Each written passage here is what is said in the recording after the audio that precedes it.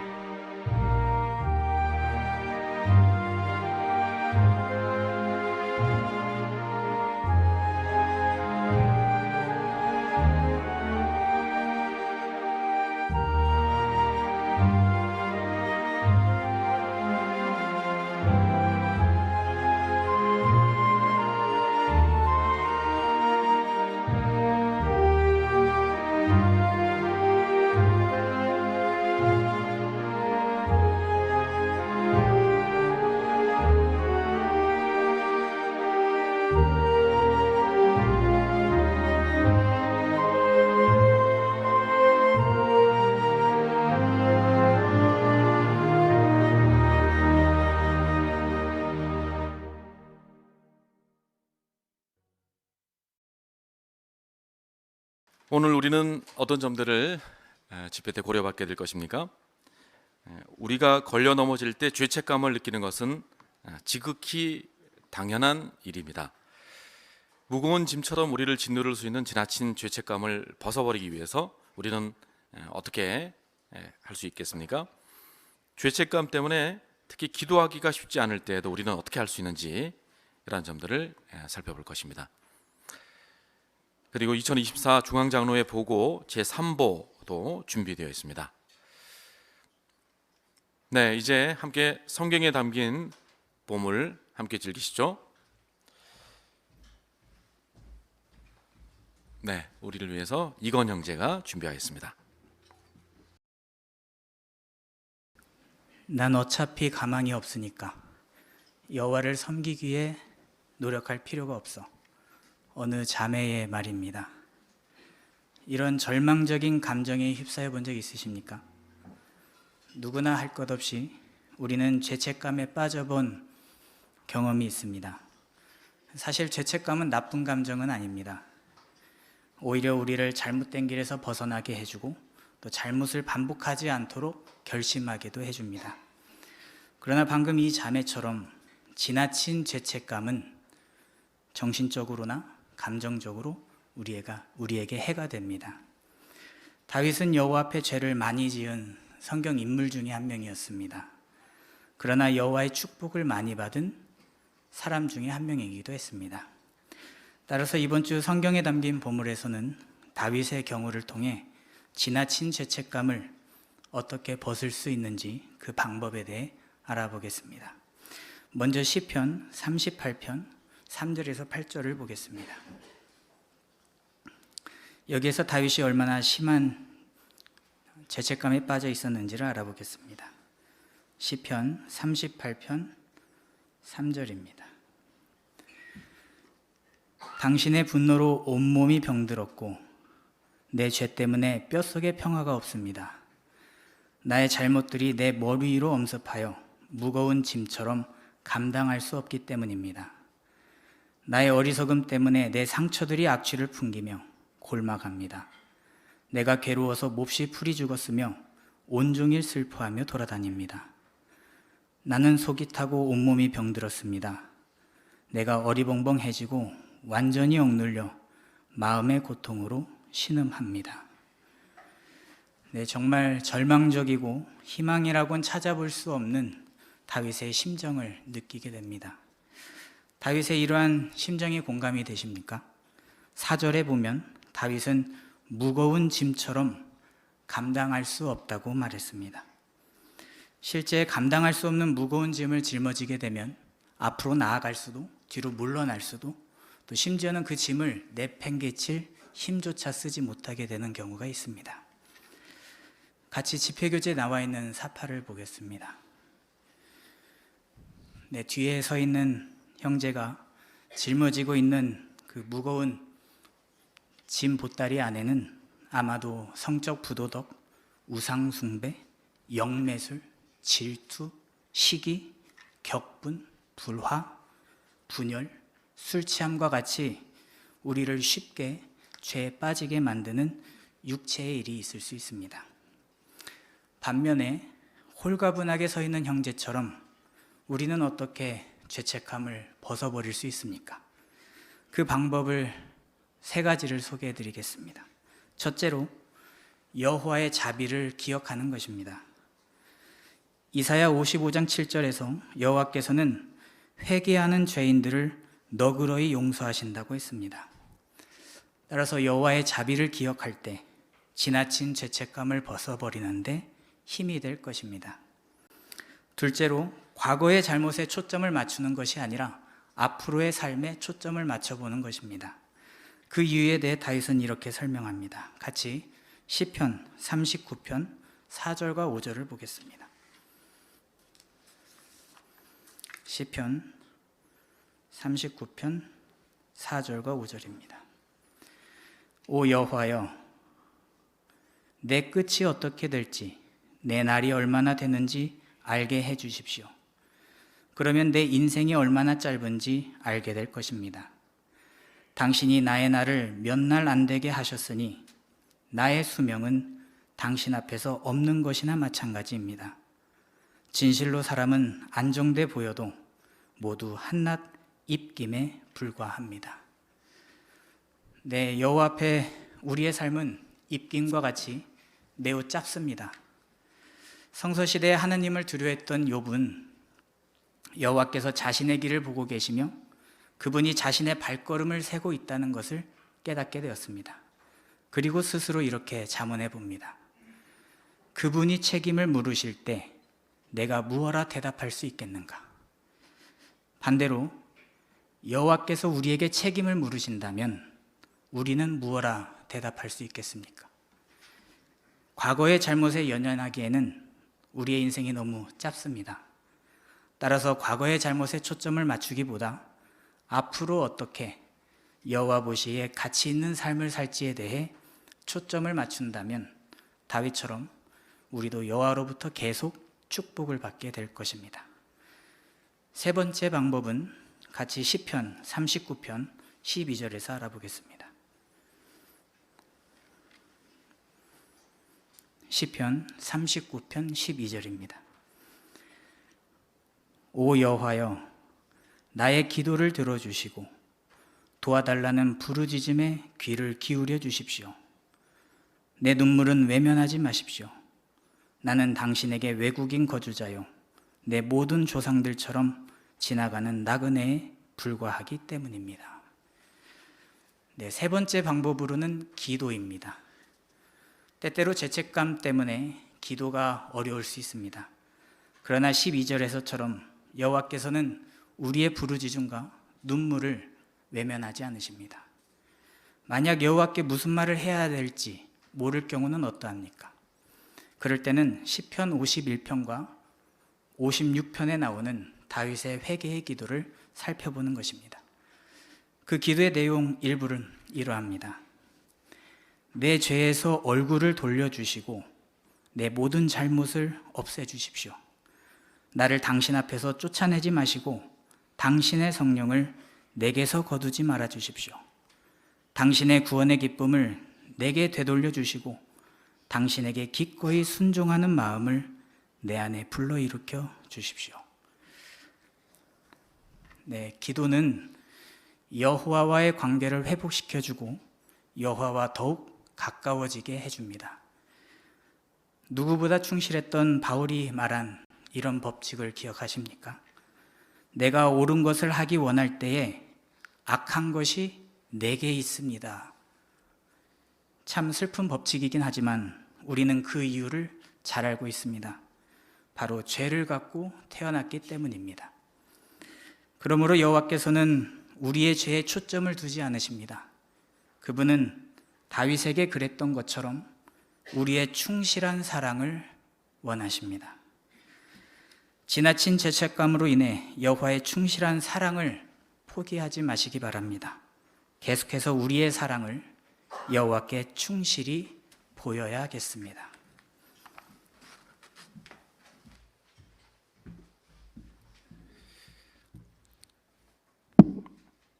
네, 이건 형제 대단히 감사합니다. 이제 영적 보물 찾기가 이어지겠습니다. 시간에 우리가 대답에 참여할 때 유의해야 된다는 점을 기억하시면 좋겠습니다. 유대환 형제를 소개합니다. 네, 이 시간은 여러분이 참여하는 시간입니다. 그럼 질문을 드리기 전에 시편 39편 1절을 어느 분이 낭독해 주시겠습니까? 예, 황덕윤 자매.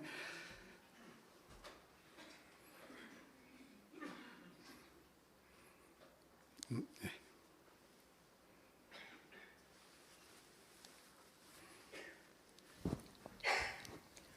(39편 1절) 내가 말했습니다. 내 발걸음을 지켜서 내 혀로 죄를 짓지 않으리니 악한 자가 내 앞에 있는 한 부리망을 씌워 내 입을 지키리라. 네, 감사합니다. 그럼 질문을 드리겠습니다. 어떤 상황에서 부리망을 씌워 입을 지키라는 원칙을 적용할 필요가 있습니까? 이은주 자매. 주의하지 않는다면 의도치 않게 내밀 상황을 퍼뜨릴 수 있는 소셜 미디어를 사용할 때, 그리고 형제 자매들을 위험에 빠뜨릴 수 있는 정보를 캐내려 하는 반대자를 마주하게 됐을 때 적용할 수 있습니다. 네, 감사합니다. 네, 김정기 형제요.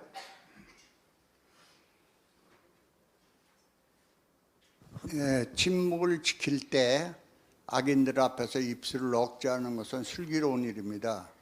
우리가 봉사하다가 조롱을 당하게 될 때는 잠잠히 있는 것이 적절할 것이고, 또 학교에서 아이들이나 직장 동료를 음탕한 농담이나 상스러운 말할 때 우리가 그런 말을 받아들인다는 인상을 주지 않기 위해 아무 반응 없이 침묵을 지키는 것이 때로는 지혜롭지 않겠습니까?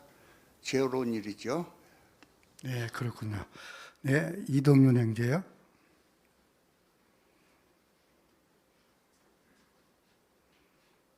네, 우리의 활동이 금지되어 있거나 제한된 지역에서 경찰의 신문을 받을 때 그런 압력을 받을 수 있는데, 그와 비슷한 상황에 처하게 되면 시편 39편 1절에 있는 것처럼 입에 부리망을 씌우는 것이 매우 적절할 것입니다.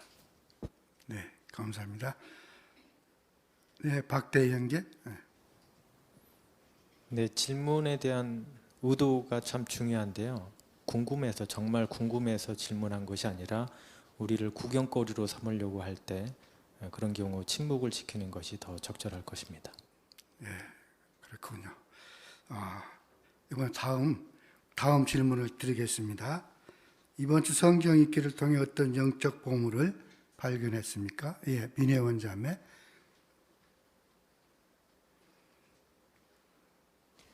39편 8절의 기록처럼 여호와의 법을 범하고도 무사할 수는 없고 어떤 중대한 죄를 지었을 경우 그 점이 매우 분명해지며 여러 해 동안 하느님을 충실하게 섬겨왔다 할지라도 그분의 법을 범하는 것은 많은 근심이나 심한 우울증을 초래할 수 있기 때문에 항상 하느님의 법을 범하지 않도록 노력해야겠습니다. 네, 감사합니다. 이재영 형제.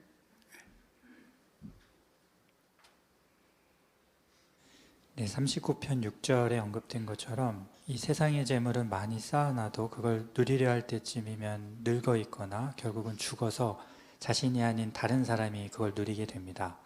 반면 하늘에 쌓은 재물은 자신이 노력한 만큼 다른 사람들과 함께 자신도 영원히 풍성하게 그걸 누리게 됩니다. 앞으로 무엇을 쌓으면서 살아야 할지 다시 생각해 보게 되었습니다. 예, 그렇습니다. 예, 이정순 자매.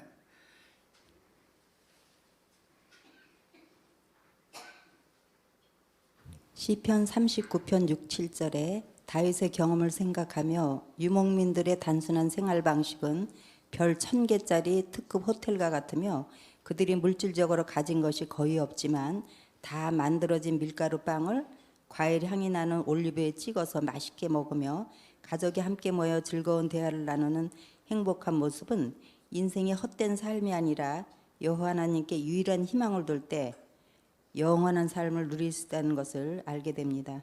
예, 감사합니다. 예, 장현진 형제. 네, 38편 2절에서 다윗은 양심의 가책을 느낀 걸 하느님의 화살 들에 깊이 박힌 것으로 묘사했습니다.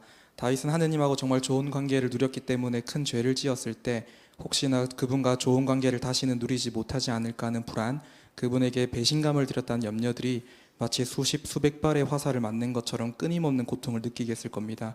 그 덕분에 회개의 기도를 드렸고 변할 수 있었는데요. 쉽게 죄짓는 우리를 보호해 주는 건 하느님하고의 좋은 관계임을 느낄 수 있었습니다. 예, 좋은 걸 발견하셨구나. 이혜준 자매.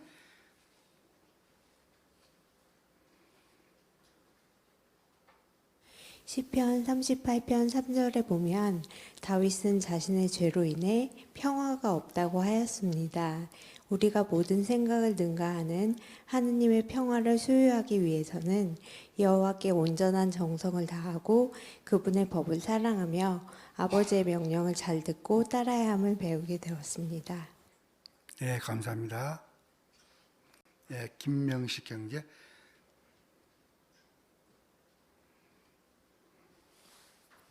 네, 39장 머리글에 보면요, 의미가 확실치 않은 여두둔이라는 단어가 나오는데요. 이 머리글은 연주 방식이나 악기를 가리킬 수도 있고요, 시를 연주하기 위한 지시사항으로 또 이해할 수 있다라고 했습니다. 또한 여두둔이라는 이름의 내인 악사가 있었으므로 이 연주 방식이나 악기는 그 또는 그의 아들들과 관계가 있을지 모른다라고 설명하고 있습니다. 네, 감사합니다. 예, 박미정 자매. 38편 16절에서처럼 우리는 종종 다른 사람의 실패나 잘못을 보면 자신이 더 나은 사람이라고 느끼고 통쾌해하고 우쭐거리게 됩니다. 하지만 어느 누구도 잘못을 경험한 다윗보다 더 나은 사람이거나 하느님과 더 가깝다고 말할 수는 없을 것입니다. 모두가 결함과 잘못을 가지고 있다는 것을 인정한다면 다른 사람의 실패를 기뻐하는 사람이 아니라 이해하고 용서하는 마음으로 다가서게 될 것입니다. 네, 감사합니다. 예, 임혜정 자매. 네. 네, 39편 6절을 보면서 오로지 자신의 욕망에만 초점을 맞추면서 사는 어리석은 사람들과는 달리 하나님을 염두에 두는 우리들은 영적인 필요를 의식하면서 매일을 살아가고 또 미래를 계획해야 됨을 다시금 느끼게 되었습니다. 네, 감사합니다. 홍화자 자매.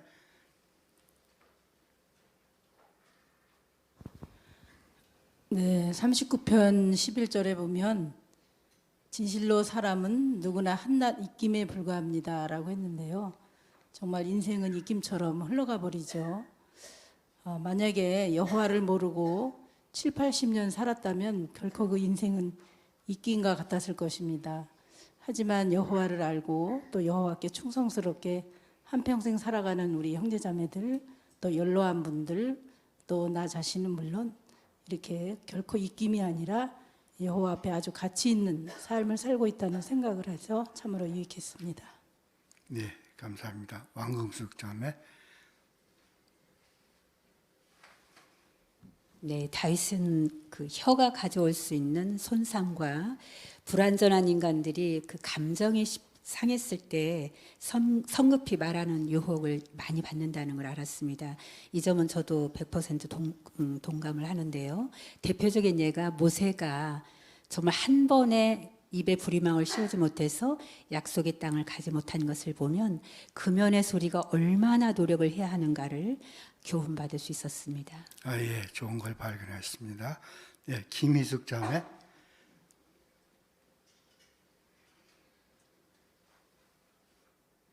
네, 우리가 잠잠할 때가 있고 불의망을 씌울 때가 있다고 이미 해설들이 많이 나왔습니다만은 전도서 3장 7절에서도 잠잠할 때가 있고 말할 때가 있다는 것을 우리가 구별할 줄 알아야 됩니다. 혹은 우리를 통하여서 동료 증인에게 해를 가져오려고 하기 때문에 침묵을 지키는 것이 얼마나 지혜로운 생각인가 하는 것을 이 구조를 통해서 잘 배울 수 있습니다. 네, 감사합니다. 네, 시간이 다 된 것 같습니다. 감사합니다.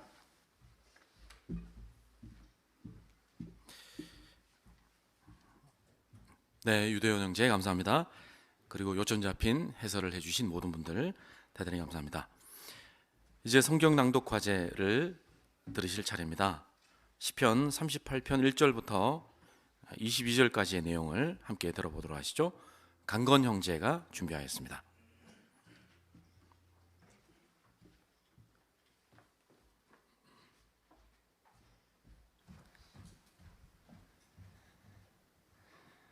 다윗의 시가 생각나게 하기 위해.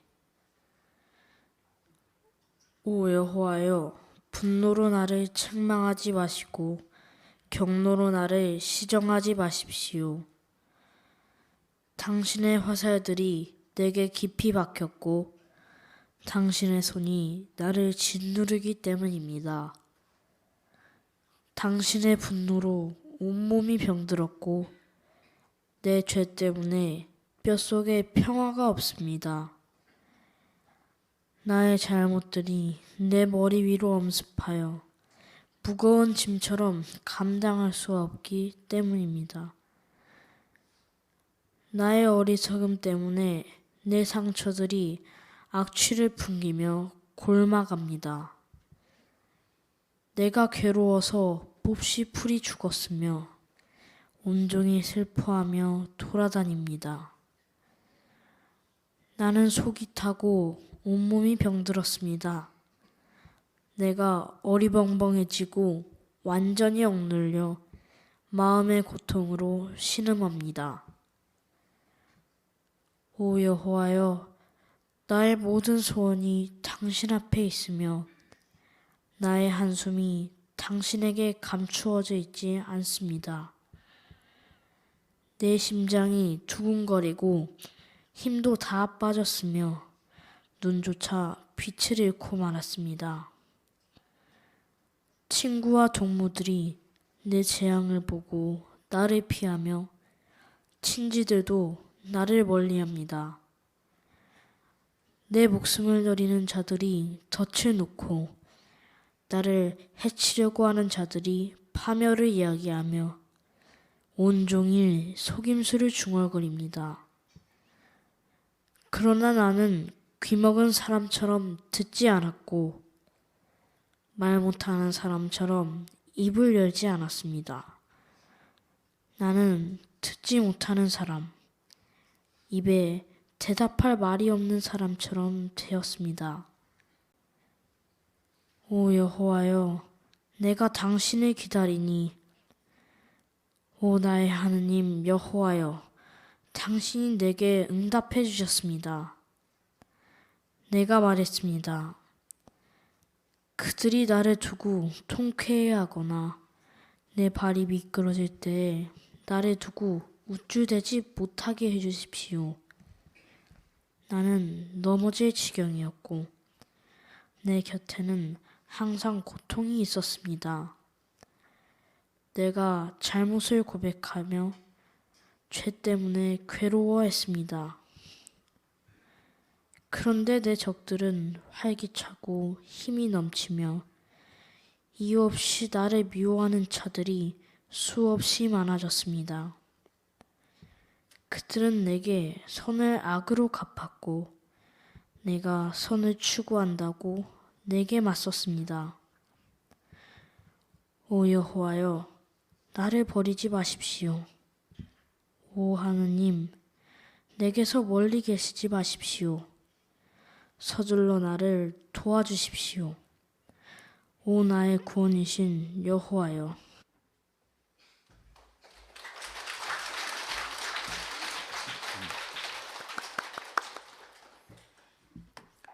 네, 강건 형제가 함께 고려하게 될 과가 이과입니다. 자연스럽게 말하기입니다. 이과의 요점을 함께 보시면 말하는 내용과 듣는 사람에 대해 자신이 느끼는 감정을 담아서 진심 어리고 자연스러운 방식으로 말해야 한다는 점을 알려주고 있습니다. 낭독된 부분 전체가 낙담한 다윗의 감정이 잘 표현된 그런 내용들로 완전히 채워진 그런 부분이었습니다. 낭독하는 내내 그러한 감정이 아주 잘 살려져서 낭독해 주셨던 것 같아요. 그리고 시간도 충분히 사용해서 아주 그 감정이 잘 드러나게 훌륭하게 낭독해 주신 것 같습니다. 네, 강건 형제 대단히 감사합니다. 네, 이제 야외 봉사에 힘쓰십시오 부분입니다. 존중심 바울의 본을 함께 토의로서 즐기도록 하시죠. 박충규 형제를 소개합니다.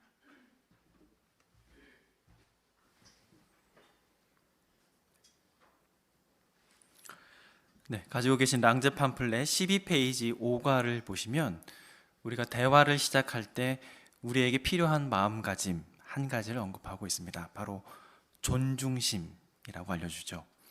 자, 그럼 이 마음을 가질 때 적용해야 되는 성경 원칙은 무엇입니까?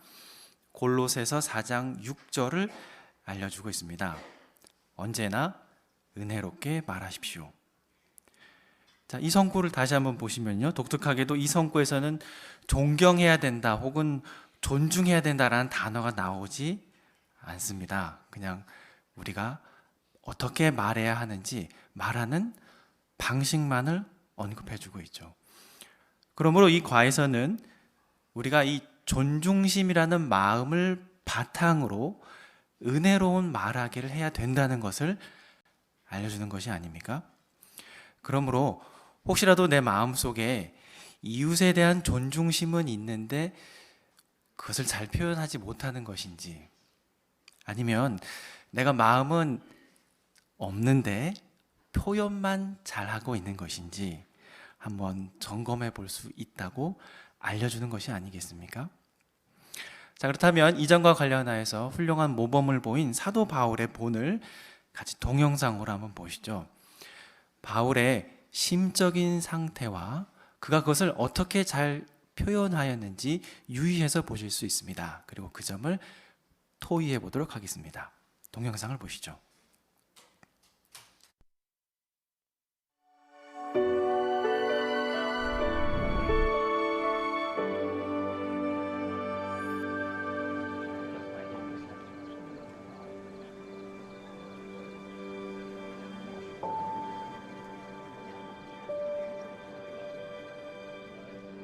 아테네 사람들이여,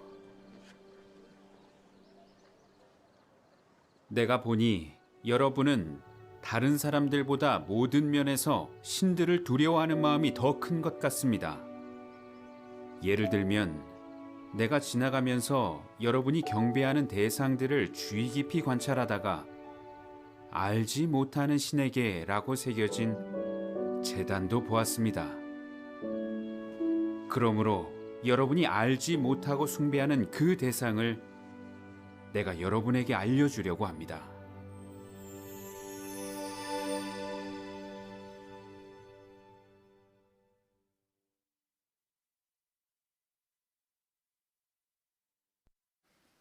네, 팜플렛에 있는 두 가지 질문을 같이 도입해 보겠습니다. 첫 번째 질문, 바울은 아테네에서 거짓 숭배가 행해지는 것을 보고 어떻게 느꼈습니까?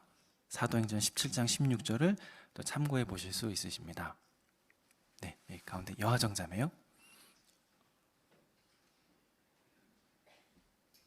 그는 격분했다고 사도 17장 16절이 알려줍니다.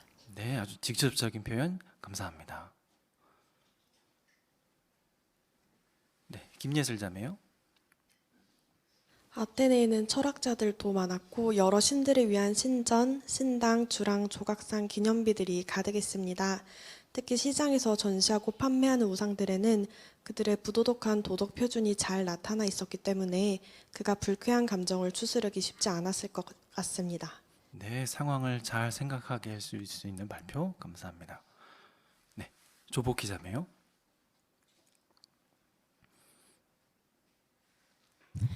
네, 바울은 여호와처럼 우상을 몹시 혐오한 사람이었습니다. 그런 그가 그처럼 우상 숭배가 만연해 있는 분위기 속에서 자신의 감정을 자제하고 사람들과 공동 기초를 찾아서 전파하는 데는 대단한 참을성이 필요했을 것 같습니다. 네, 그렇습니다. 그가 나타낸 좋은 특성을 잘 언급해 주셨습니다. 그럼 두 번째 질문입니다. 바울은 아테네 사람들에게 좋은 소식을 전할 때 어떻게 존중심을 나타냈습니까? 네, 곽유선 자매요.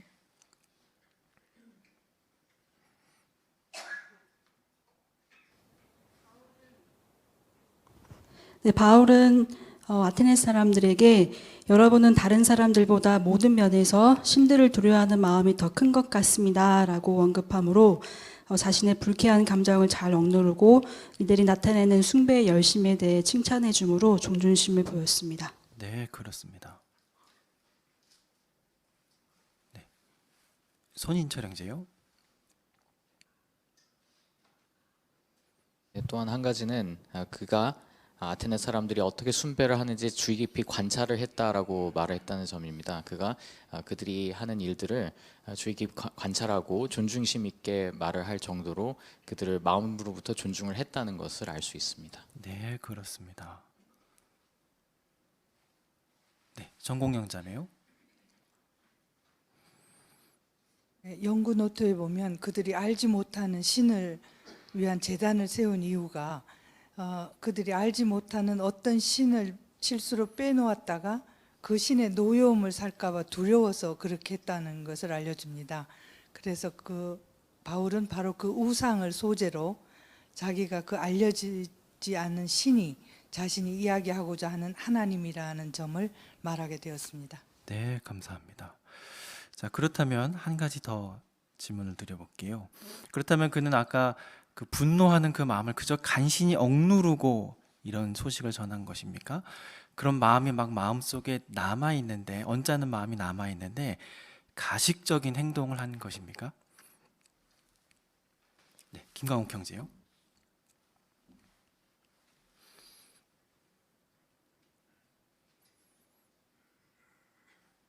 네, 그러니까 사도 바울은 무슨 말을 언제 어떻게 할지 주의 깊이 생각을 해본 것입니다.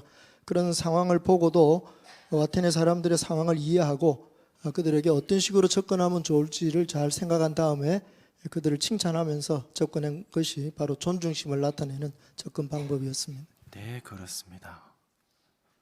네, 안주리 자매요. 네, 동영상에서 처음에 주변도 둘러보고 사람들도 주의 깊이 살피는 모습을 보았습니다. 그럴 때 아마 바울은 우상을 섬기는 그들에게 굉장히 그 불쌍한 마음, 측은한 마음을 가지고 그들을 대하지 않았나 싶습니다. 네, 그렇습니다. 그래서 우리 그 기억 질문에서도 바울이 그들을 보고 느꼈다라는 것을 보면 조금 시간적인 여유를 두었던 것 같습니다. 그리고 통찰책에서도 존경과 존중에 대해서 설명할 때 다른 사람에 대해 그의 특성, 업적, 직책, 지위, 권위를 인정하는 것도 존중하는 한 가지 비결입니다. 그러므로 그들이 도시에 우상을 가득 채울 만큼 열의가 있다는 것을 인정해 준 것입니다. 그래서 존중심을 가지고 은혜롭게 말할 수 있었던 것이죠. 그러면 우리는 무엇을 배웠습니까? 우리 역시 말씀해 주신 것처럼 두 번째 항에 있는 내용처럼 무슨 말을 언제 어떻게 할지 주의 깊이 생각하고서 말해야 될 것입니다. 그러므로 집을 방문할 때 혹은 다른 사람들에게 이야기를 건넬 때 사람을 봤다고 해서 혹은 바로 문을 두드리지 마시고 조금 여유를 두실 수 있을 것입니다. 그렇게 우리의 마음속에 존중심이 있다면 우리는 은혜롭게 말할 수 있을 것입니다. 그리고 사람들을 사랑으로 가르치게 될 것입니다.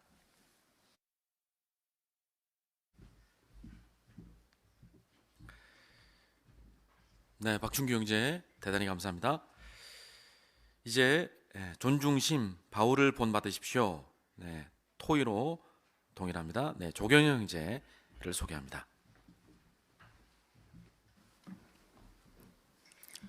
네, 앞 프로그램에서 살펴보신 것처럼 바울이 우상으로 가득 찬 아테네에서 좋은 소식을 훌륭하게 전할 수 있었던 이유 가운데 하나는 바로 믿지 않는 사람들에 대한 존중심이었습니다. 우리도 바울과 비슷한 상황에 살고 있다고 말할 수 있을까요? 다양한 종교를 가지고 있는 사람들에게 왕국의 소식을 전해야 되고 때때로 바울처럼 화가 치밀어 오르는 이러한 상황들이 생기는 것을 보면 우리도 존중심이 꼭 필요한 시대에 살고 있다고 말할 수 있습니다. 우리는 어떻게 바울의 본을 통해서 우리의 이웃에게 존중심 있는 태도를 나타낼 수 있을까요? 랑지 5가 존중심, 바울을 본받으십시오 부분을 보시면서 함께 생각해 보도록 하시죠. 한 가지 방법은 어떤 표현을 사용할지 신중하게 생각하는 것입니다. 어떠한 경우에 그렇게 할 수 있을까요? 대답하실 수 있습니다. 네, 여기 이건 형제.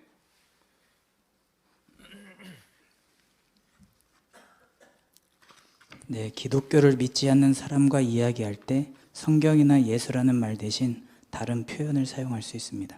네, 그렇죠. 그러면 성경, 예수 대신 어떠한 표현을 사용할 수 있을까요? 여러분들은 어떤 표현을 쓰십니까?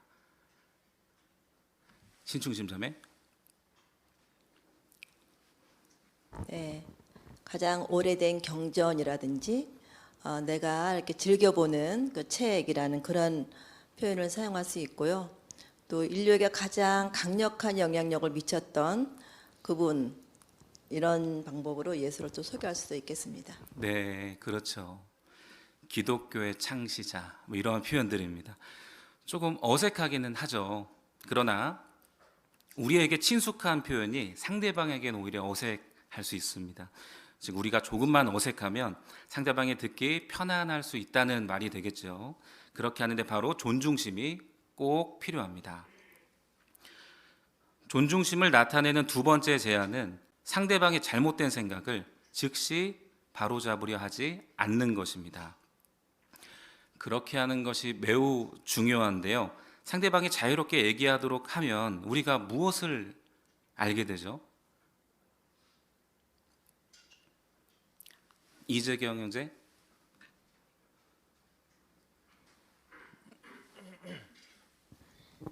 네, 그의 말에 잘 그 말을 들으면 그가 어떤 생각을 가지고 있는지, 어떤 감정을 가지고 있는지 알게 돼서 상대방과 대화를 자연스럽게 이어나갈 수 있습니다. 네, 그렇습니다. 상대방에 대해서 더 많이 알수록 그와 대화할 거리가 더 많아지겠죠. 바로 존중심이라는 태도가 이러한 좋은 기회를 우리에게 만들어줄 수 있습니다. 존중심을 나타내는 세 번째 제안은 무엇일까요? 발표하실 수 있습니다. 김채연 자매. 적절한 경우라면 상대방의 말에 공감해주고 칭찬해줄 수 있습니다. 네, 그렇습니다. 그러면서 어떻게 도와줄 수 있을까요? 대답하실 수 있습니다. 이정영제.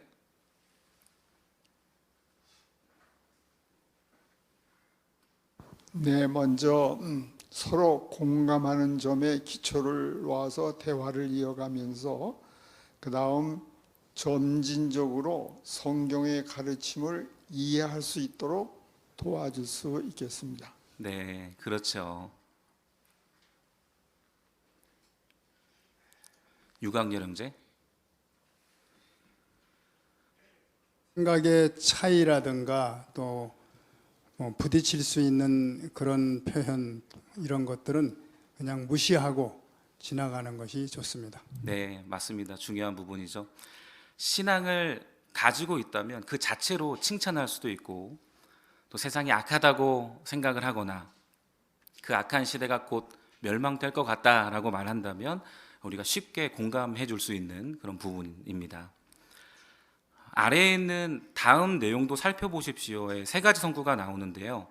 여기에서는 어떠한 교훈점을 우리가 배울 수 있을까요?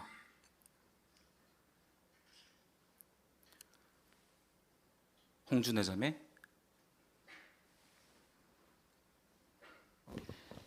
네, 디모데후서 2장 23절로 26절을 보면 어리석고 무지한 논쟁을 피하고 모든 사람을 부드럽게 대하라고 알려줍니다.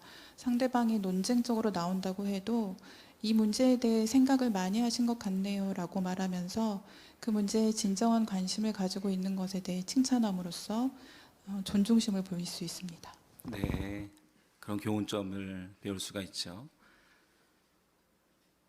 안정국 형제. 그 잠언 25장 15절 혀가 부드러우면 뼈를 꺾을 수 있다 이런 교훈이 있죠. 그래서 상대방이 강한 어조로 자신의 어떤 견해를 주장한다 하더라도 우리가 온화하게 대답을 할 때 그의 완고한 그 태도가 아주 꺾이게 될 수 있기 때문에 우리는 온화한 그런 말이 효과가 있을 것입니다. 네, 맞습니다. 박수희 자매. 네, 25장 15절 앞부분에도 참을성을 보이면 명령자를 설득할 수 있다고 했는데 상대방이 틀린 이야기를 해도 참을성을 가지고 잘 들어주면 그의 생각을 알게 될 수 있기 때문에 존중심 있는 그런 대화를 나누게 될 수 있을 것입니다. 네, 그렇습니다. 이화정 자매.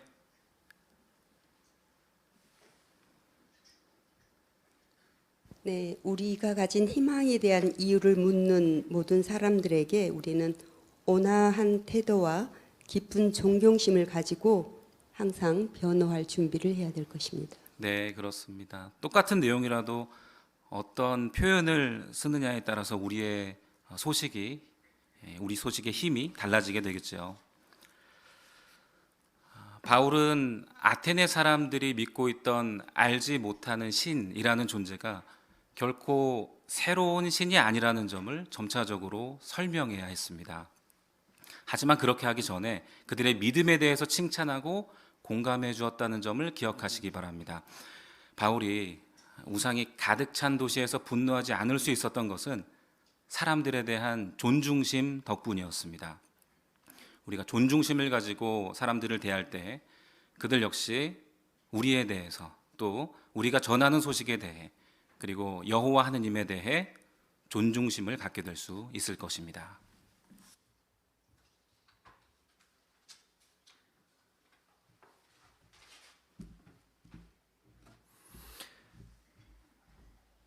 네, 조경현 형제 대단히 감사합니다. 이제 그리스도인 생활 부분 함께 즐기도록 하시죠. 함께 노래 44번 간청의 기도 시편 4편 1절에 근거한 노래를 함께 부르도록 하시죠. 44번입니다.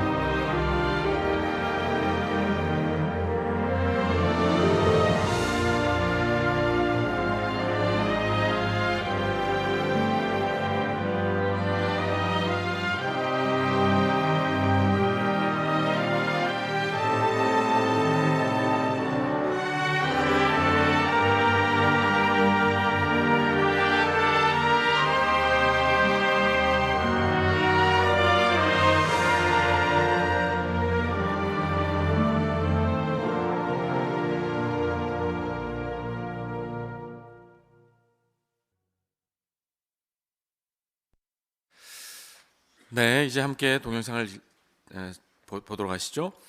2024 중앙장로회 보고 제3보입니다.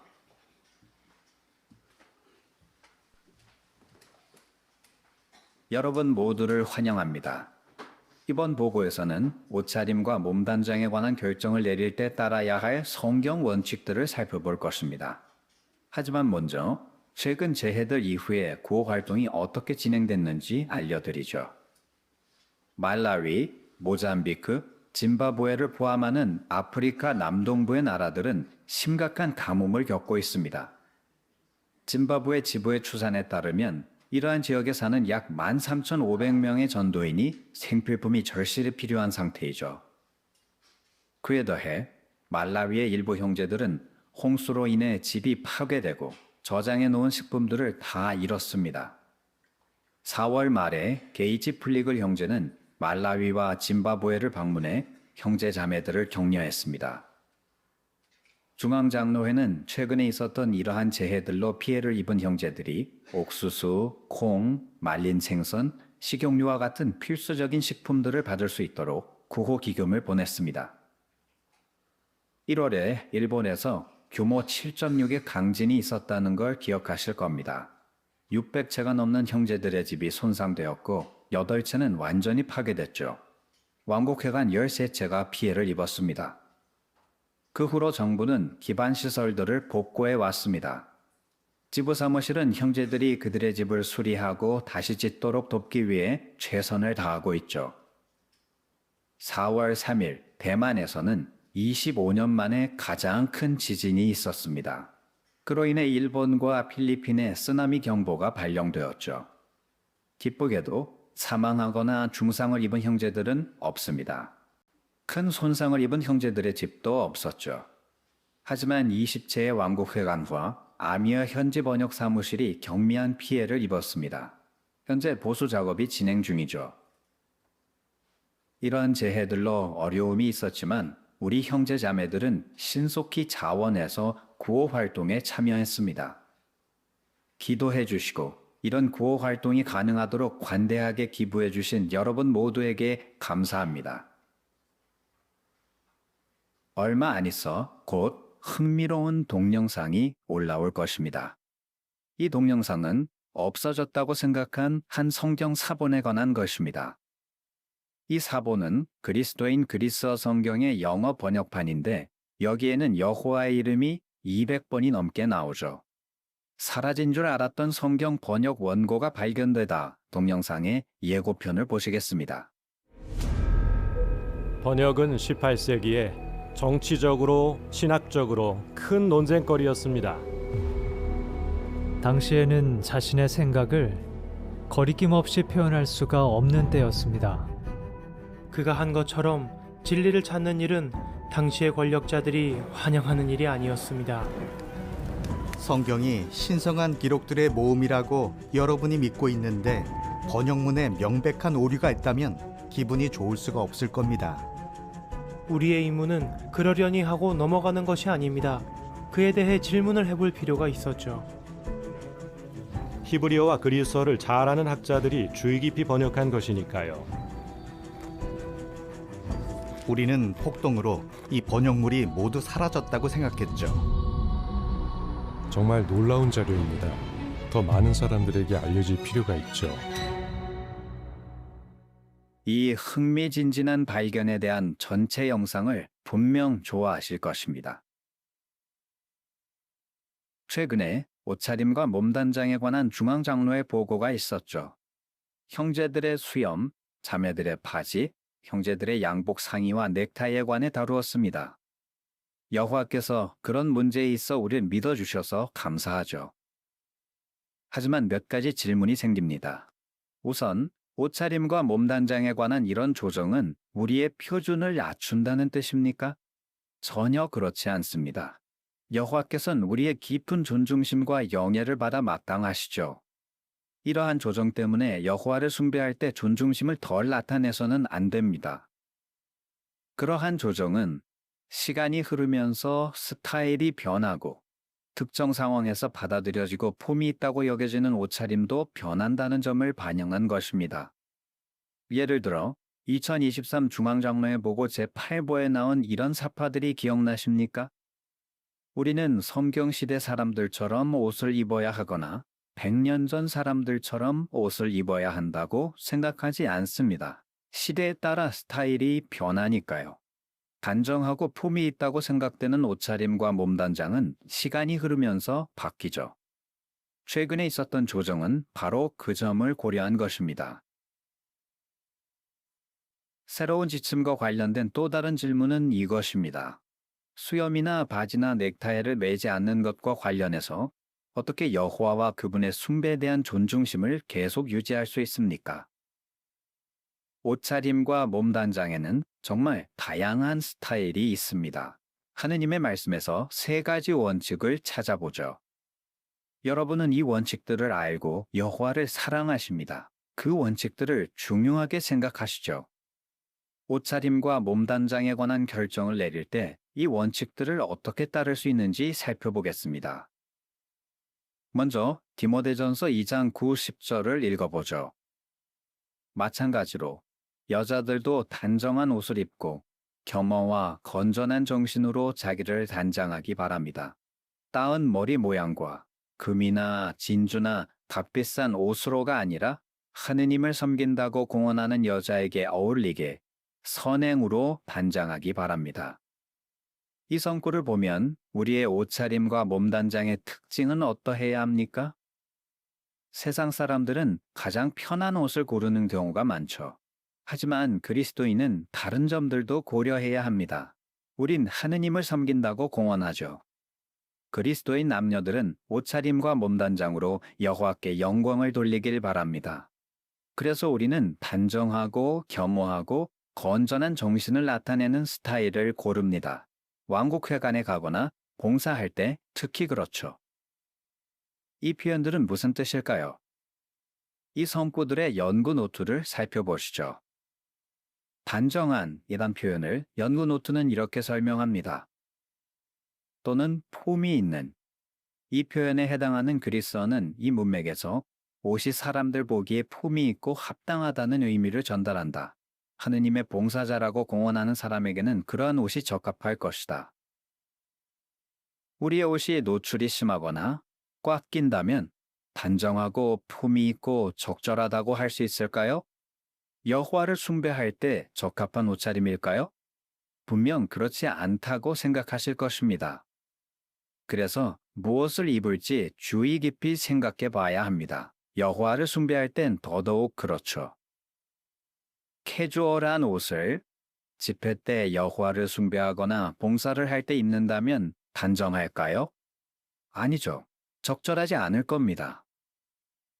물론 무엇이 적절한 옷차림인지는 상황에 따라 달라질 것입니다. 예를 들면 해변에 가거나 소풍을 갈 때 적합한 옷들이 있죠. 결혼식에 참석할 때 적합한 옷들도 있습니다. 그리고 숭배하러 왕국회관에 가거나 봉사에 나갈 때 적합한 옷들도 있는 것이죠. 요점이 뭘까요? 시대에 따라 스타일이 변하긴 하지만 유의해야 할 점은 옷차림의 폼의 정도가 다르므로 상황에 맞춰 결정해야 한다는 겁니다. 우리 모두 이 점을 명심해야 합니다. 다음 연구 노트를 볼까요? 겸허로 옷을 입는다는 건 무슨 뜻입니까? 연구 노트는 이렇게 알려줍니다.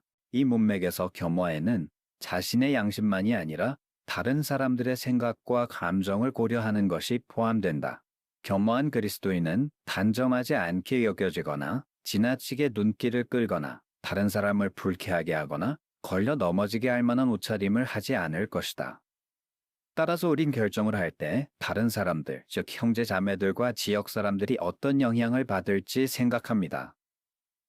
물론 우리의 옷차림과 몸단장 스타일이 이상하거나 극단적이라면 겸허를 나타내는 것이 아닐 겁니다. 우리는 옷차림과 몸단장으로 자신에게 지나친 관심을 끌거나 사람들의 주의를 산만하게 하기를 원하지 않죠. 우린 모든 관심이 여호와와 우리가 전하는 왕국 소식에 집중되길 바랍니다. 다음 연구 노트를 보면 건전한 정신이란 무슨 뜻입니까?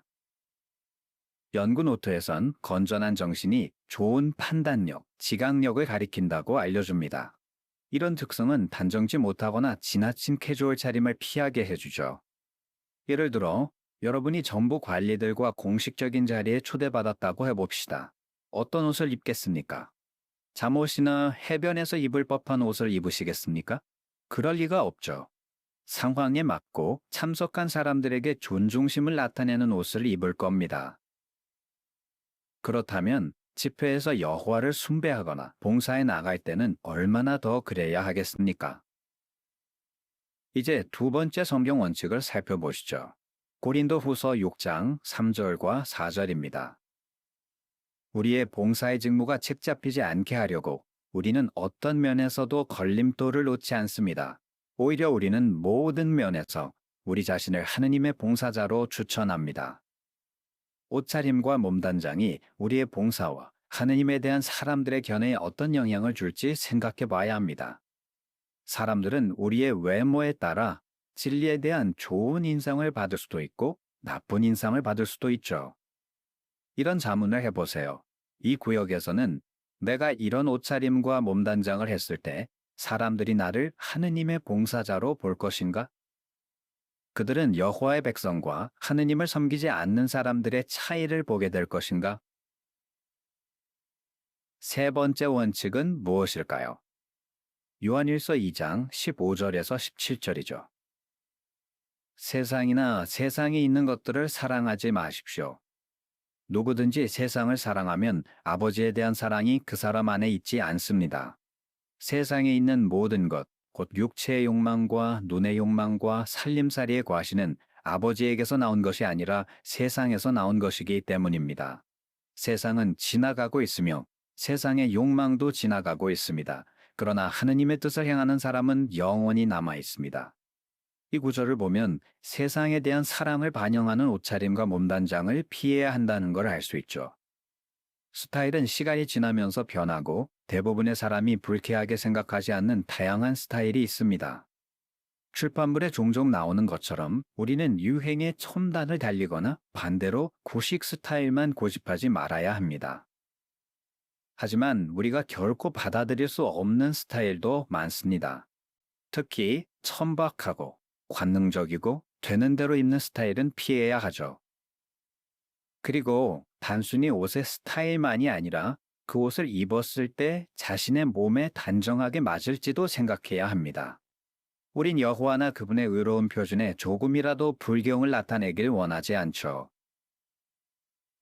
지금까지 옷차림에 대한 좋은 결정을 내리는 데 도움이 되는 3가지 성경 원칙을 살펴봤습니다.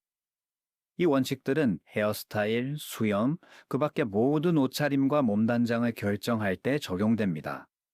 머리 길이와 스타일을 정할 때 도움이 됩니다.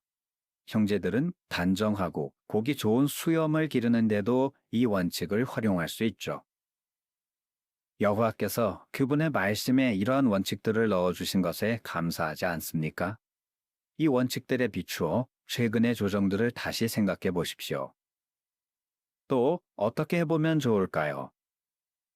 기도해 보십시오. 변화가 필요한 부분을 알게 해달라고 여호와께 청하십시오. 영적으로 장성한 친구에게 솔직한 의견을 구하십시오. 가장이라면 여러분의 아내와 자녀들이 이러한 원칙들을 적용하게 도와줌으로 사랑을 보이십시오. 형제자매 여러분, 우린 여러분을 정말 사랑하고 존경합니다. 여호와의 증인의 세계 본부에서 JW 방송이었습니다.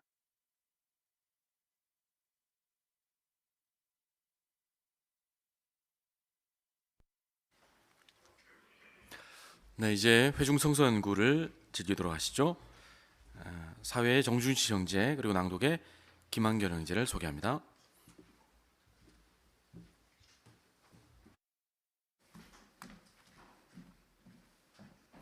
오늘은 지난주에 이어서 철체 9장을 살펴볼 것입니다. 철체 9장 17항부터 살펴볼 것인데요. 지난번에 배웠던 내용들 아주 간단하게 기억해 볼까요? 여호와께서는 편파적이지 않다는 것을 베드로에게 여러 가지 방법으로 확신시켜 주었습니다. 그리고 이 베드로는 그 확신한 내용을 예루살렘 형제들에게 전달을 해야 했죠. 그러면 예루살렘의 그리스도인들은 이러한 베드로의 설명을 듣고 어떤 반응을 보여야 하였습니까? 이제 그러한 내용들을 살펴보게 될 것입니다. 그러면 17항, 18항 내용을 김한결 형제가 낭독해 주겠습니다.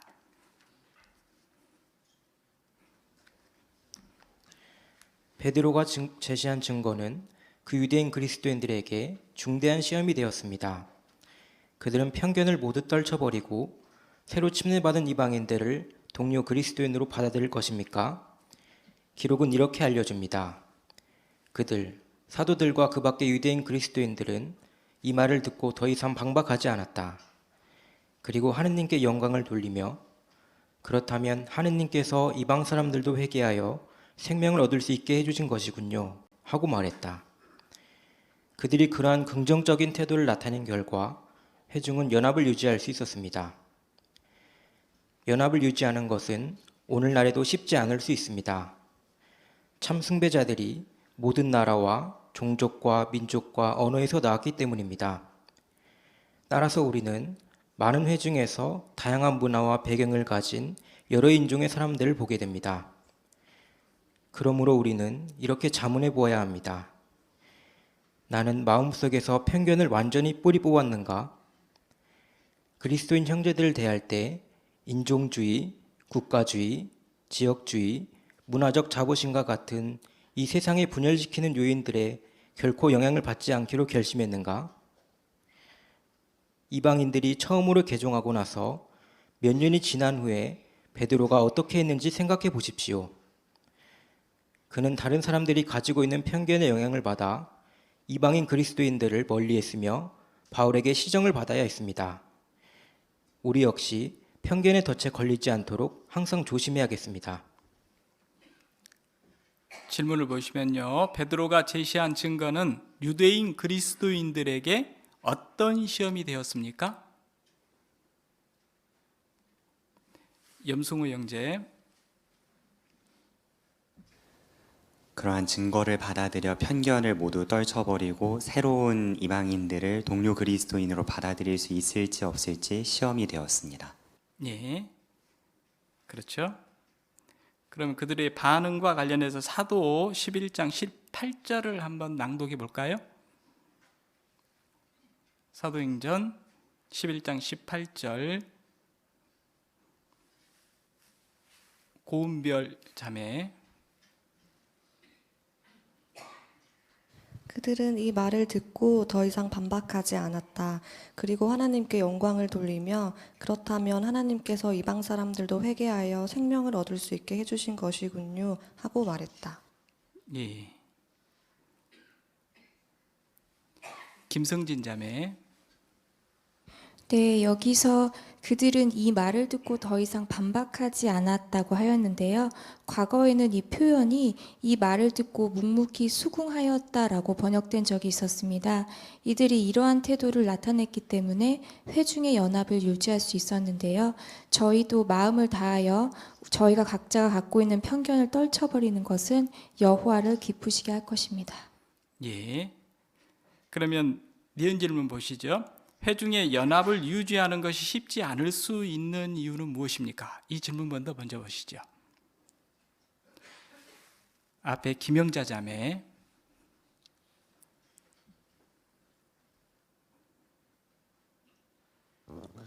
참 숭배자들이 모든 나라와 종족과 민족과 언어에서 나왔기 때문에 어려울 수가 있는 이유고요. 우리들은 또 나는 마음속에서 편견을 완전히 뿌리 뽑았는가, 또 그리스도 형제들에 대할 때 인종주의, 국가주의, 지역주의, 문화적 자부심과 같은 이 세상을 분열시키는 요인들에 결코 영향을 받지 않기로 결심했는지 자문해 볼 수 있습니다. 예, 그렇죠. 이러한 자문들까지 해볼 수 있죠. 앞에 이윤혁 형제.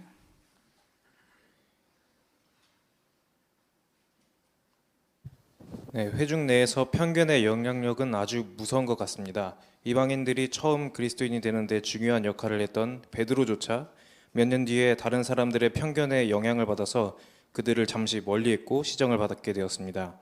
우리 역시 항상 깨어서 편견의 덫을 조심해야겠다는 결심을 하게 됩니다. 그렇습니다.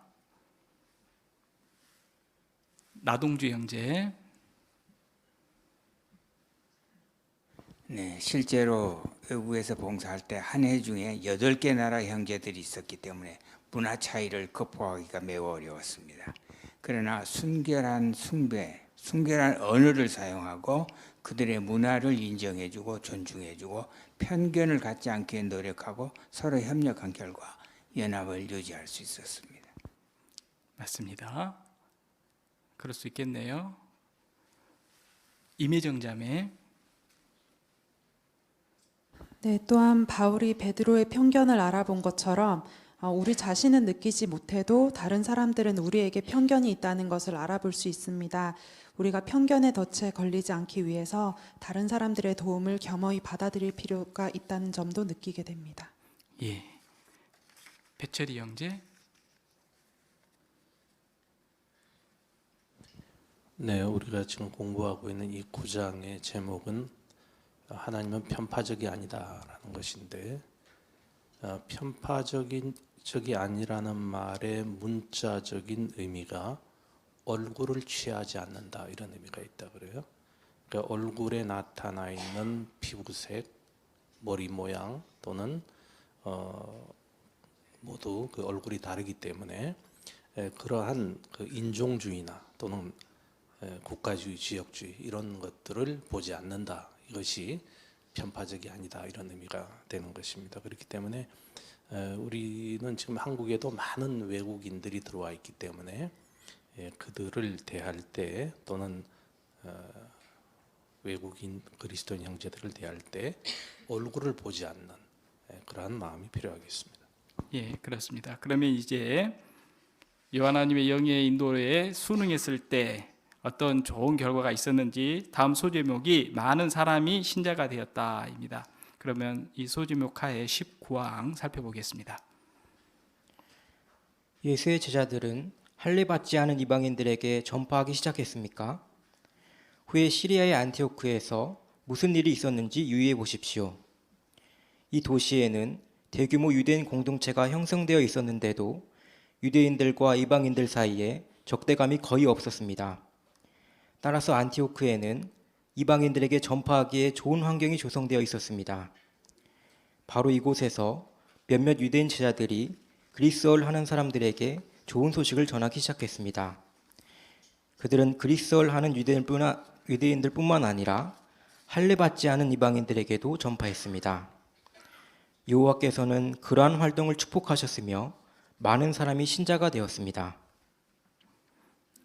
예, 질문을 보시면 안티오크에 있는 유대인 그리스도인들은 누구에게 전파하기 시작했으며 결과는 어떠했습니까? 그랬는데 73면의 네모가 나오죠. 73면 네모를 김한길 형제가 계속해서 낭독해 주겠습니다.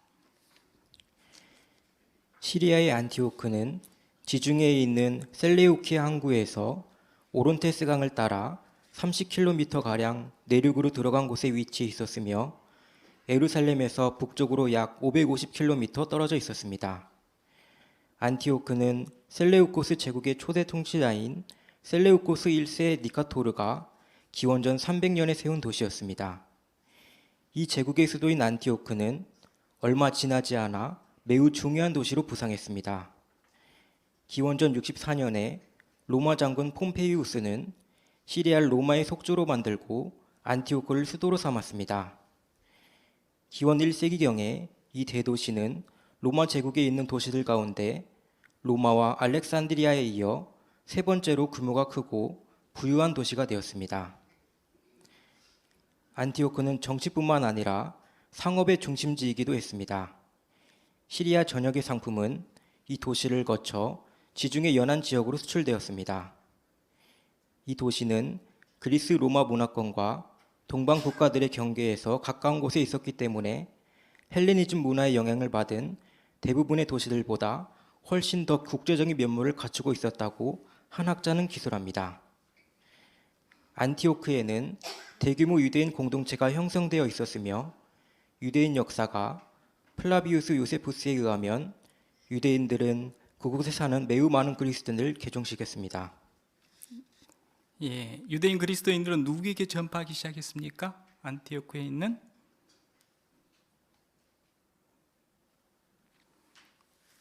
정은숙 자매. 네, 유대인들뿐 아니라 그 그리스를 하는 그 할례받지 않는 이방인들에게도 전파했습니다. 예. 이만 형제.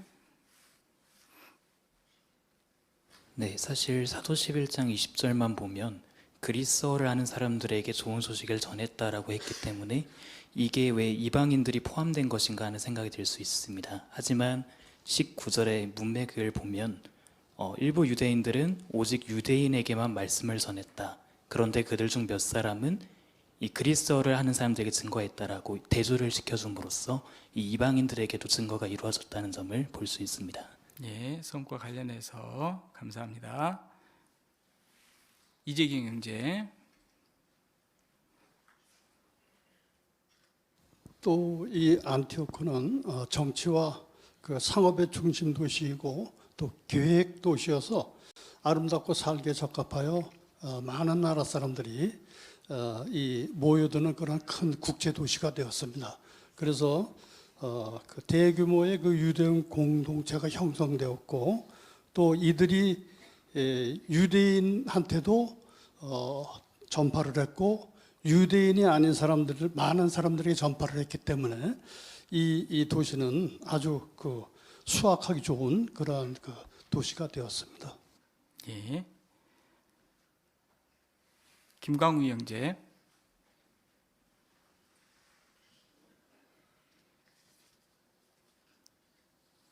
네, 이 안티오크가 국제적인 도시였기 때문에 그 역사가 요세푸스에 의하면 유대인들이 매우 많은 그리스도인들을 개종시켰다고 합니다. 그러니까 유대인화시킨 것이죠. 그러나 이제 우리 그리스도인들은 그런 유대인으로 개종시키는 게 아니라 예수 그리스도를 믿는 그리스도인으로 삼기 위해서 이제 할례받지 않은 그러한 이방인들에게도 전파했다는 점이 특징입니다. 맞습니다. 자, 그러면 계속해서 20항, 21항을 통해서 어떻게 전파 사업이 증진되는지 보시죠. 예루살렘 회중은 수확할 때가 된 이 밭을 돌보기 위해 바나바를 안티오크에 보냈습니다. 하지만 바나바 혼자서는 감당할 수 없을 정도로 많은 사람들이 관심을 나타낸 것 같습니다. 그를 도와주기에 적합한 사람은 누구였습니까?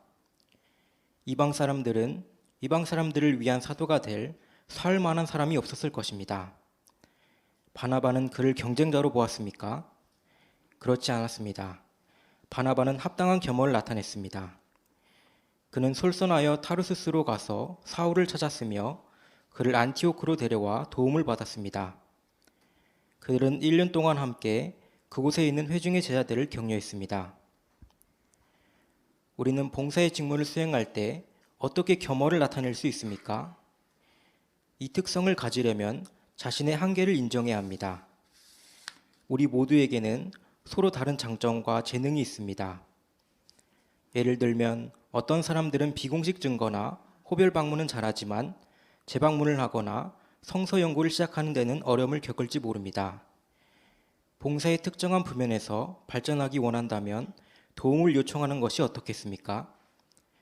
솔선해서 그렇게 한다면 봉사의 직무에서 더 많은 성과를 거두고 더 큰 기쁨을 맛보게 될 것입니다. 바나바는 어떻게 합당한 겸허를 나타냈습니까? 이인경 자매.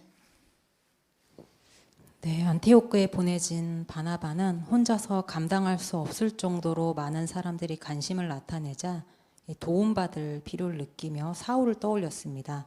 그래서 솔선하여 타르수스로 가서 사울을 찾았고 그를 안티오크로 데려와 도움을 받음으로 겸허를 나타냈습니다. 그렇죠. 김예슬 자매. 사실 바나바는 안티오크의 인근 지역인 키프로스 섬 출신이었습니다. 그래서 자연스럽게 그곳 사람들과 어울리며 효과적으로 봉사할 수 있었을 것입니다. 그러나 그는 본인의 유리한 점을 내세우면서 자신만한 적임자가 없다거나 이 임명이 당연한 것이라고 생각하지 않았습니다. 도움을 받기 위해 사울을 찾은 것은 정말 겸손한 태도였습니다. 그러네요. 이정순 자매.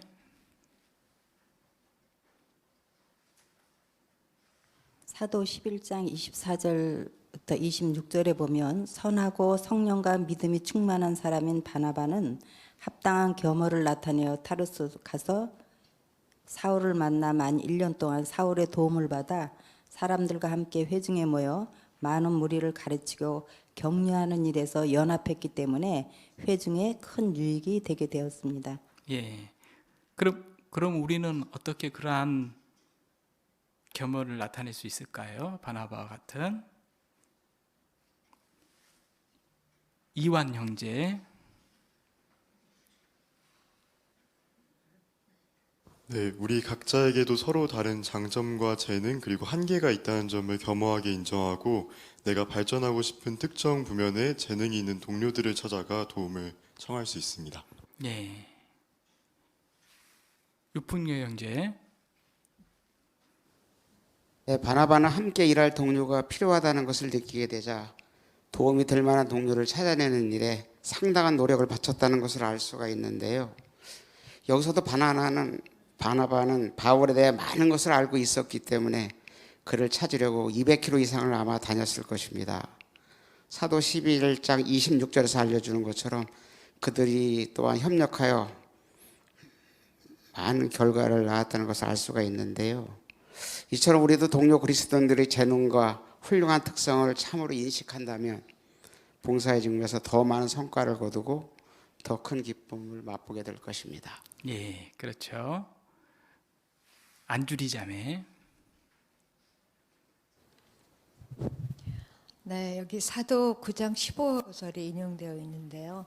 이것은 아나니아에게 그 사울에게 가라고 예수께서 명령하시면서 그가 내 이름을 이방 사람들에게 그리고 왕들과 이스라엘 자손들에게 전하도록 선택된 나의 그릇이다라고 표현하였습니다. 아마 바나바는 이 내용을 알고 있었을 것이고 또 이방 사람들에게 전하기에 가장 적합한 사람이 사울이라는 것을 알고 있었기 때문에 그를 찾아 가는 그런 솔선하는 태도를 나타냈습니다. 예, 우리도 어떤 부면 때문에 이러한 솔선해서 본을 받을 수 있을까요? 왕금숙 자매. 고린도전서 9장 26절에 보면 우리의 봉사가 목표를 정확하게 향해서 달려가야 하고 허공을 치지 않기 위해서는 사실 모든 면에서 다 잘하는 것이 아니기 때문에 정말 뛰어난 어떤 분야에서 뭐 재방문 아니면 성서 연구 이런 거를 잘 하시는 분이 계시다면 주저하지 않고 그건 사실 겸손해야만 할 수 있는 일인데요. 배우려고 노력함으로 더 효과적으로 또 봉사하고 더 많은 성과를 거둘 수 있으므로 아나니아처럼 그렇게 할 수 있겠습니다. 그렇죠. 그러면 한 분만 더 명계숙 자매 앞에요. 네, 실제로 우리 주위에 보면은 우리 모두는 서로 다른 장점을 가지고 있습니다. 그래서 서로 다른 장점을 잘 활용하는 데는 겸허가 필요합니다. 그래서 서로 도움을 받고 특정한 부면에서 발전할 수가 있습니다. 예. 다음 소제목은요. 형제들에게 구호금을 보내다입니다. 22왕, 23왕 살펴보겠습니다. 안티오크에서 처음으로 제자들은 하느님의 섭리에 따라 그리스도인이라고 불리게 되었습니다. 하느님께서 승인하신 그 이름은 그리스도를 본받는 삶을 살아가는 사람들에게 꼭 알맞은 명칭입니다. 이방 사람들이 그리스도인이 되어감에 따라 유대인 신자들과 이방인 신자들 사이에는 형제로서의 긴밀한 유대가 형성되었습니까? 기원 46년경에 큰 기근이 닥쳤을 때 어떤 일이 있었는지 생각해 보겠습니다. 고대에는 기근이 닥치면 모아둔 돈도 없고 여분의 식량도 없는 가난한 사람들이 심한 고통을 겪었습니다. 이 기근이 닥쳤을 때 유대에 살고 있었던 유대인 그리스도인들에게는 식량과 생활용품이 필요했는데 그들 가운데 다수는 가난한 사람들이었습니다. 이 소식을 들은 안티오크의 형제들은 유대에 사는 형제들에게 구호금을 보내주었는데 안티오크 형제들 중에는 이방인 그리스도인들도 있었습니다. 이것이 진정한 형제 사랑의 표현이 아니고 무엇이겠습니까? 오늘날 하느님의 백성도 마찬가지입니다.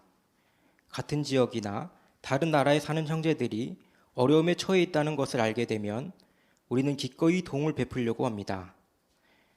허리케인, 태풍, 지진, 쓰나미와 같은 자연재해가 발생할 경우 지부위원회는 그로 인해 피해를 입은 형제들을 돌보기 위해 신속하게 재구호위원회를 조직합니다. 구호 활동을 하려는 그러한 모든 노력은 우리가 진정한 형제관계를 누리고 있음을 나타내 줍니다. 안티오크의 형제들은 어떻게 형제 사랑을 나타냈습니까? 최정자 자매. 네, 기원 46년경에 유대에 큰 기근이 닥쳤을 때 안티오크 형제들은 유대에 살고 있는 형제들과 이방인 그리스도인들에게 구호금을 보내는 등 필요한 도움을 베푸는 일들을 통해서 형제 사랑을 나타냈습니다. 그렇죠. 서지훈 형제. 네, 또 하나님의 섭리에 따라라는 이 표현이 하나님의 인도 또는 그분의 뜻에 따라 그분의 제자들이 그리스도인이라고 불리게 되었습니다. 이 그리스도인이라는 명칭은 그리스도를 따르는 사람이라는 뜻으로서 이제 어떤 국적이나 지역, 인종, 사회적 지위를 뛰어넘어 그리스도를 따르는 모든 사람들이 이 범주에 포함될 수 있음을 알려줍니다. 그래서 예수의 사랑을 본받는 이 사람들은 1세기에도 그렇고 현대에도 이런 구호 활동에도 열심히 참여하고 있습니다. 네, 맞습니다. 그러면 이제 다음 질문 보시죠. 오늘날 하느님의 백성도 어떻게 그와 같은 사랑을 나타내고 있습니까? 홍화자 자매.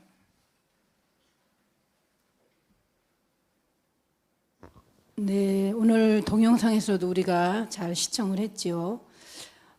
그런 재난이 일어나면 구호위원회를 즉시 조직해서 돕고 있습니다. 그리고 가까이 있는 사람들은 직접 도울 수도 있고 또 그렇지 못한 사람들은 마태 24장 14절 그런 헌금을 함으로 그들을 도울 수 있습니다. 예, 사파도 지금 볼 수 있는데요. 사파와 관련해서도 해설하실 수 있겠습니다.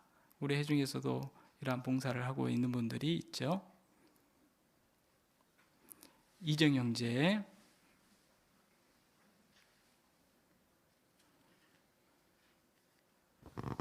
허리케인, 지진, 홍수 뭐 여러 가지로 인해서 형제들의 집, 왕국회관 이런 것이 파손되고 이런 문제들이 보고되고 있습니다. 그럴 때 이렇게 건축부에서 일하는 형제들이 자진해서 수리를 하고 보수하는 이런 일들을 통해서 형제의 사랑을 나타내고 있습니다. 예, 이처럼 진정한 형제 관계를 우리가 지금 누리고 있다는 거, 즉 우리가 편파적인 견해를 갖지 않고 전파하고 있기 때문에 이런 진정한 형제 관계를 누리고 있다는 것을 다시 한번 생각해 보게 됩니다. 그러면 24항 보겠습니다. 참 그리스도인인 우리는 1세기에 요파에 있는 어느 집 옥상에서 베드로가 본 환상의 의미를 가슴 깊이 간직합니다. 우리는 편파적이 아닌 하느님을 숭배하고 있습니다. 그분의 뜻은 우리가 그분의 왕국에 관해 철저히 증거하는 것입니다. 그렇게 하려면 우리는 인종이나 국적, 사회적 지위에 관계없이 사람들에게 전파해야 합니다. 그러므로 우리의 말을 듣는 사람들 모두에게 좋은 소식을 배울 기회를 주겠다고 굳게 결심하도록 합시다. 예, 김한결 형제 좋은 낭독 감사합니다. 우리는 베드로가 본 환상의 의미를 가슴 깊이 간직하고 있다는 것을 어떻게 나타낼 수 있을까요? 지혜준 형제. 편파적이지 않으신 하느님의 뜻인 전파 활동을 적극 수행하며 어떠한 이유 때문이라도 전파를 하지 않아서는 안 됩니다. 그렇죠. 그리고 전파하는 부면에서 홍자매. 또 우리는 인종이나 국적, 사회적 지위에 관계없이 모든 사람들에게 적극적으로 전파해야 할 것입니다. 그렇습니다.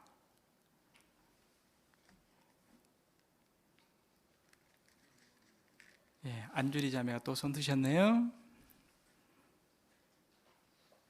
네, 사실 우리 역시도 그 편파적이지 아닌 하나님의 덕분에 우리가 진리를 알게 되었습니다.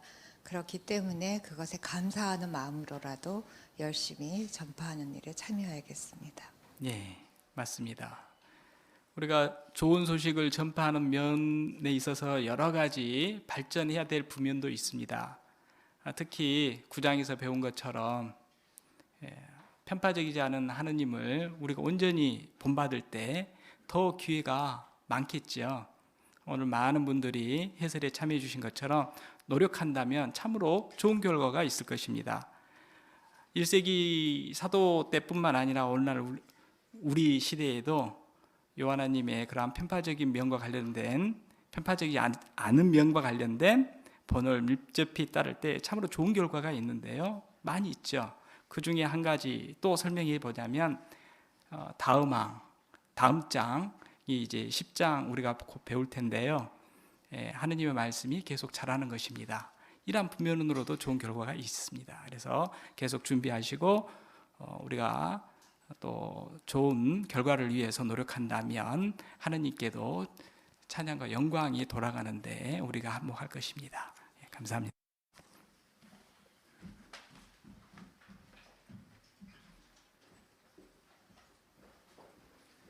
네, 정준지 형제 그리고 낭도 김한결 형제 대단히 수고 많으셨습니다.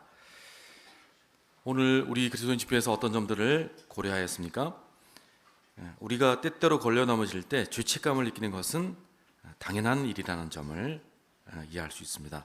무거운 짐처럼 우리를 짓누를 수 있는 지나친 죄책감을 벗어버리기 위해서 우리는 어떻게 할 수 있다고 교훈받았습니까? 죄책감 때문에 기도하기가 쉽지 않을 때 계속 기도해야 한다는 점을 교훈받았습니다.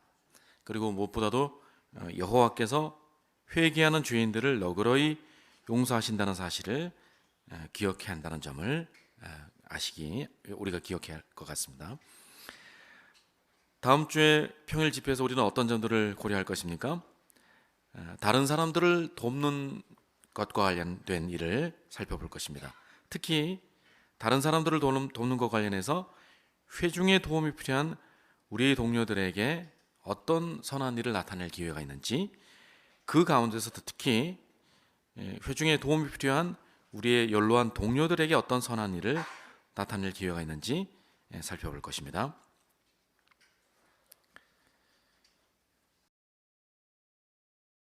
네, 이제 함께 노래로 집회를 마치도록 하시죠. 노래는 84번입니다.